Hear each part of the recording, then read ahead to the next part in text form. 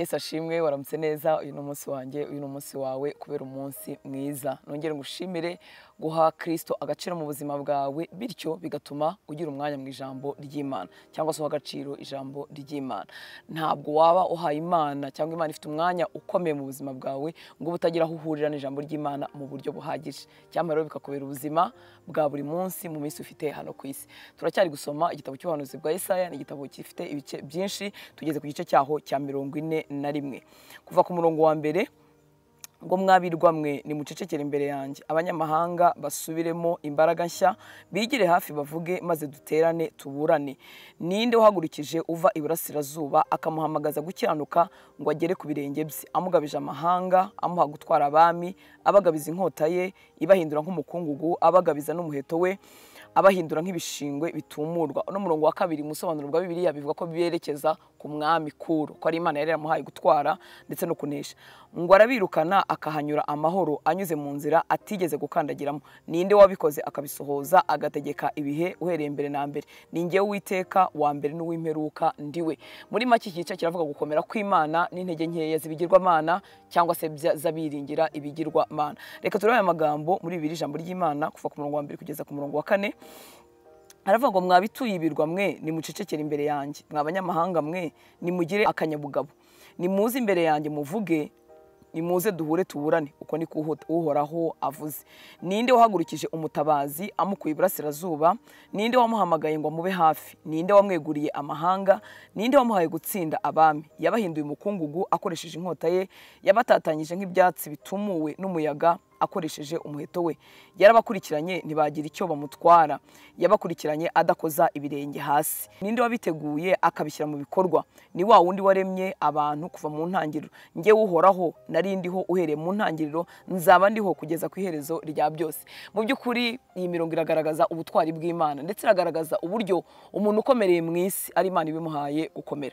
Noneho hatangiye havuga ngo mwabirwa mwe ni mucecekere imbere yanjye, abanyamahanga basubiremo imbaraga nshya, bigire hafi bavuge maze duterane tuburane.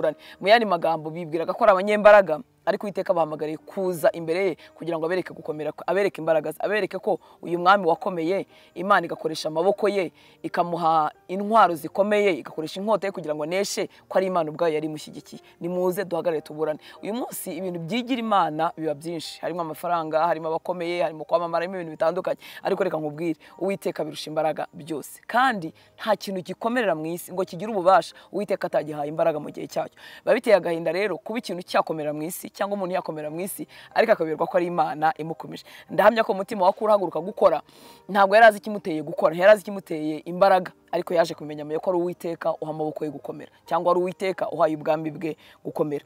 Dukomeje hepfo ku murongo wa 5 ngo ibirwa byararebye biratinya, impera z'isi zihinda umushyitsi, abo ku mpera z'isi bigira hafi baraza. Umuntu wese yatabaye umuturanyi we akabwira mugenzi we ati komera, maze umubaji akomeza umucuzi, uhwika akomeza ucura, akavuga ngo ibyuma twabiteranije neza, maze akagikomeresha imisumari ngo cye kunyeganyega. Mu yandi magambo abaramye ibigirwamana n'ababyishingizaho nabo bikomeje ibigirwamana barabityaza, babikora neza kugira ngo haraho barebe ko byabatabara. Nitubisoma muri Bibiliya ijambo ry'Imana baza kubyumva kurushaho kuva ku murongo wa 5 kugeza ku wa 7 ngo abatuye ibirwa barabibonye bashya ubwoba, abatuye ku mpera z'isi nabo bahinda umushyitsi, bityo bigiye bugufi babikurikira hafi. Ngo buri muntu afasha mugenzi we abwira umuvandimwe we ati komera. Umunyabukorikori ashyigikira ushongesha izahabu, usena ibyuma ashyigikira umucuzi, abwira uteranya ibyuma ati biratunganye, bityo ikigirwamana bakagitera umusumari ntikijegajege. Mu yandi magambo barimo barakomeza ibigirwamana byabo bakabikora n'amaboko y'intoki zabo kugira ngo haraho barebe ko byabarwanirira, nubwo bidashobora guhwanya imbaraga n'Uwiteka Imana ikomeye. Dukomeje ku murongo wa 8 ngo ariko weho Israheli umugaragu wanjye, Yakobo natoranyije, rubyaro rwa Aburahamu inshuti yanjye, weho nahamagaye ngagukura ku mpera z'isi no mu mfuruka zayo nkakubwira nti uri umugaragu wanjye, naragutoranyije sinaguciye. Ntutinye kuko ndi kumwe nawe, ntukihebe kuko ndi Imana yawe. Nzajya ngukomeza ni koko nzajya ngutabara, kandi nzajya nkuramiza ukuboko kw'iburyo ariko gukiranuka kwanjye. Aya magambo arabwirwa ishyanga ry'Imana rya Israheli, ariko birashoboka ko umuntu yayerekeza no ku buzima bwe ku giti cye.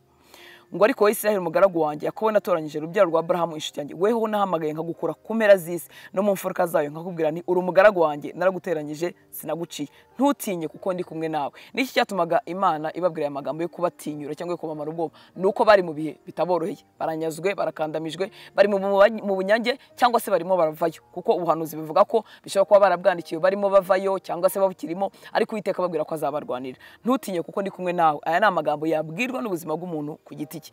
Ntutinye kuko ndi kumwe nawe, ntukebe kuko ndi Imana yawe, nzajya ngukomeza, ni koko nzajya ngutabara, kandi nzajya nkuramiza ukuboko kw'iburyo ariko gukiranuka kwanjye. Imana yacu ni Imana idutabara, ni Imana iturwanirira.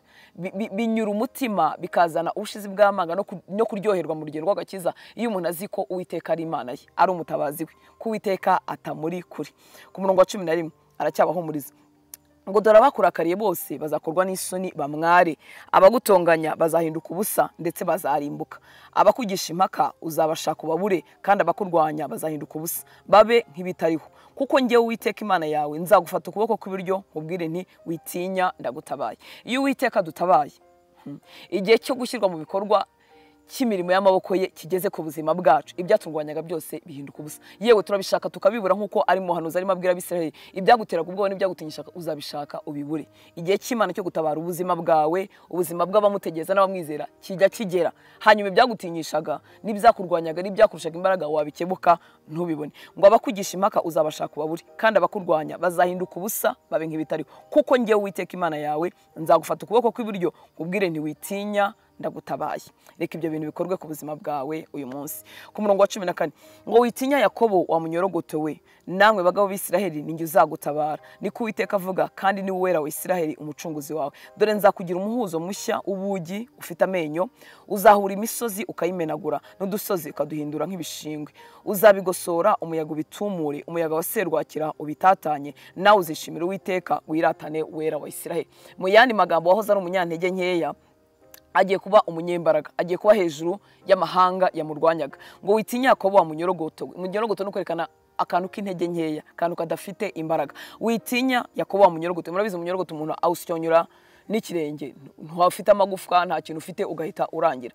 Mu gihe cyo gucogora k'ubu bwoko basaga nk'umunyorogoto, basaga nk'agakoko kadafite imbaraga namba. Ariko Uwiteka yarugiye kubatabara, abahindura igikoresho none akoresha kugira ngo akubita ayo mahanga yarabamereye nabi. Ngo dore nzakugira umuhuzo mushya ubugi ufite amenyo, uzahura imisozi ukayimenagura n'udusozi ukaduhindura nk'ibishingwe, uzabigosora umuyaga ubitumure, umuyaga wa serwakira ubitatanye, nawe uzishimira Uwiteka wiratane Uwera wa Isiraheli. Iyo Uwiteka dutabaye duhinduka nk'abanyembaraga, ubuzima bwacu bukagira imbaraga hejuru y'ibyaturwanyaga. Imbaraga z'Imana zikora muri twebwe, niko kabiri twebwe tugaragara. Isiraheli ihindutse igihangange, ihindutse ishyanga rikomeye, kuko Uwiteka akoresheje bo akabatabara hejuru y'amahanga yarabamereye nabi.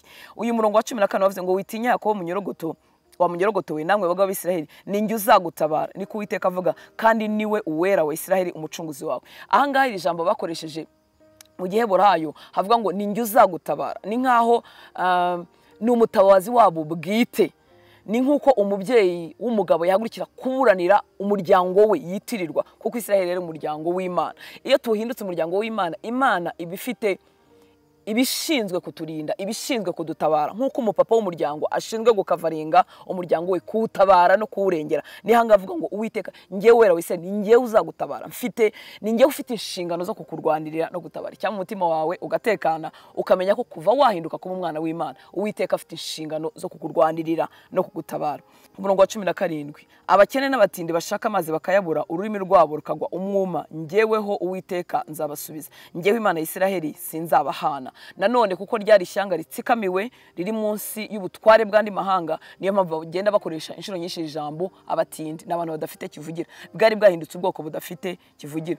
Ngo njyewe Uwiteka nzabasubiza, njyewe Imana ya Isiraheli sinzabahana, nzazibura imigezi mu mpinga z'imisozi n'amasoko mu bikombe hagati, ubutayu nzabuhindura ibidendezi by'amazi, n'igihugu cyumye nzagihindura amasoko. Mu butayu nzahatera imyerezi n'imishita n'imihadasi n'ibiti by'amavuta, kandi mu kidaturwa nzahatera ibiti by'imiberoshi n'imitidari n'imiteyashuri bikurane. Hari igihe ubuzima bumarwaho bukamera nk'ikidaturwa, bukamera nk'ubutayu, ariko Uwiteka ajya bugaruramo imibereho, ajya azana ubuzima. Niyo mpamvu mu kidaturwa hazongera haza ubuzima, ibiti byaho bizongera byere bigire itoto, ahantu h'ubutayu hazongera hatembe imigezi y'amazi. Ibi bintu Uwiteka ajya bikora mu buzima bwacu. Icyampa ukarushaho kumwiringira no gukomeza kumushaka, uzi neza ko ubuzima bwawe agace karimo ubutayu katarimo gatanga umusaruro, katarimo kagira ibyo kabyara, wiringiye ko Uwiteka yakongera akahagarura ubuzima. Ku murongo wa 20 umva ikibimutera kubikora, ngo kugira ngo barebe bitegereze batekereze bamenyere hamwe yuko ukuboko k'Uwiteka ariko kubikoze, kandi yuko Uwera wa Isiraheli ari we ubiremye. Ubwo butabazi tugira ku buzima bwacu, iyo mirimo n'ibitangaza by'Imana bikoreka ku buzima bwacu, no kugira ngo biheshe izina ry'Imana icyubahiro, ngo kugira ngo barebe bitegereze batekereze bamenyere hamwe yuko ukuboko k'Uwiteka ariko kubikoze, kandi yuko Uwera wa Isiraheli ari we wabiremye. Dukomeje kuri 21, nimushinga urubanza rwanyu, niko Uwiteka avuga, muburane imanza zanyu zikomeye, niko umwami wa Yakobo avuga. Nibaza n'ibigirwamana byabo bitubwira ibizaba, amahanga yiringiye ibigirwamana nayo naze aburane n'amahanga atabarwa n'Uwiteka. Mbese izo mana zise nk'izigiye kubura Imana y'ukuri n'abandi bose bishingikirizaga ku bigirwamana, ngo nibaza n'ibigirwamana byabo bitubwira ibizaba. Nibivuga ibyabayeho uko bimeze, tubitekereze tumenye amaherezo yabyo, cyangwa mutubwire ibyenda kubaho, nimuduhanurire ibizaba, hanyuma tumenye ko muri Imana koko. Nimukora ibyiza cyangwa ibibi tubirebe, twumirwe twese, dore ntacyo muri cyo kandi nta nicyo mwakora, wabahitamo ababaye ikizira.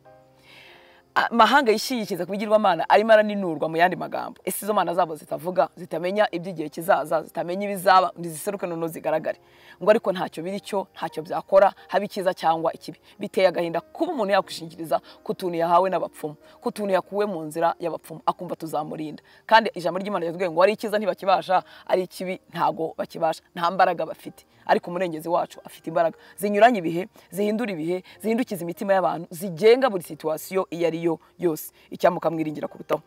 Ku murongo wa 25, ngo ngira uwo nahagurukije aturutse ikasikazi. Umurongo wa 25 bavuga nka wundi wa kabiri twavuze twarebyeho umwami Kuro, ngo ngira uwo nahagurukije aturutse ikasikazi, doraraje avuye iburasirazuba, akambaza izina ryanjye, azakata abatware nk'ukata urwondo, cyangwa nk'uko umubumbyi akata ibumba. Ninde wabivuze ubwa mbere ngo tubimenye, cyangwa ninde wabivuze kera ngo tuvuge ko ari ukuri? Ni ukuri koko nta wabivuze, ni ukuri nta wamenyekanishije, ni ukuri nta numwe wumvise amagambo yanjye. Ninjye wabanje kubwira Isiyoni dore ngabo, kandi Yerusalemu nzahatuma intumwa yo kubabwira ubutumwa bwiza. Imana ntijibura ibikoresho yakoresha. Uko yahagurukije Kuro kugira ngo agire ibyiza akorera ubwoko bw'Imana, niko itazabura igikoresho yakoresha kugira ngo ubuzima bwawe butabarwe. Dukomeje kuri 28, ngo kandi iyo ndebye muri bo ubwabo mbona nta muntu, nta n'umujyanama wabasha kunsubiza mbabajije. Arabahinyuye mu yandi magambo, ngo dore bose imirimo yabo ni ubusa kandi ntacyo imaze, ibishushanyo byabo biyagijwe n'umuyaga kandi ni imivurungano.